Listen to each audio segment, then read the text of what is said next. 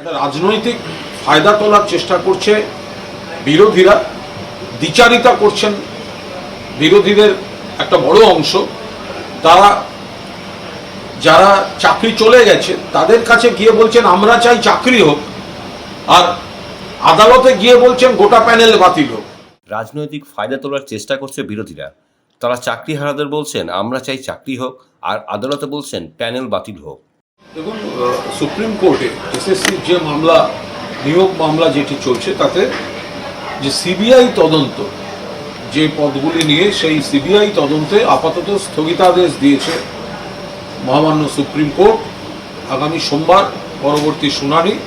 এ বিষয়ে আমরা দলের তরফ থেকে কোনো কথা বলছি না, কারণ সংশ্লিষ্ট যে বিভাগ বা দফতর বা সংস্থাগুলি রয়েছে, তাদের আইনজীবীরা রয়েছেন, তারা তাদের বক্তব্য মহামান্য সুপ্রিম কোর্টের কাছে রেখেছেন এবং সংবাদ মাধ্যমের সামনেও যেটুকু দরকার তারা তাদের বক্তব্য জানাবেন।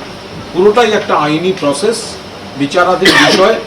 সবেমাত্র একটি শুনানি হয়েছে, কিন্তু সিবিআই তদন্তের যে বিষয়টি ছিল তাতে আপাতত স্থগিতাদেশ দিয়ে দিয়েছেন সুপ্রিম কোর্ট। পরবর্তী শুনানি হবে, ফলে তার আগে দলের তরফ থেকে এই বিষয়ে কোনো মন্তব্য করব না। আমরা খুব স্পষ্টভাবে বলেছি, যদি এখানে কোথাও কোনো ভুল থাকে, অন্যায় থাকে, তাদের শাস্তি হোক।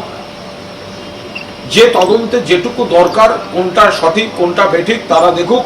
যেখানে এসএসসি দিয়ে দিয়েছেন, জানিয়ে দিয়েছেন, মাননীয় শিক্ষামন্ত্রী বলেছেন দুটি হলফনামায় যে কজনের নিয়োগ নিয়ে প্রশ্ন আছে আর বাকিদের নিয়োগ নিয়ে প্রশ্ন নেই।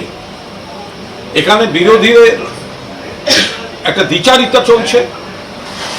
একবার গিয়ে বলছেন আমরা যোগ্যদের চাকরি চাই, আবার আদালতে গিয়ে বলছেন গোটা প্যানেল বাতিল করতে হবে।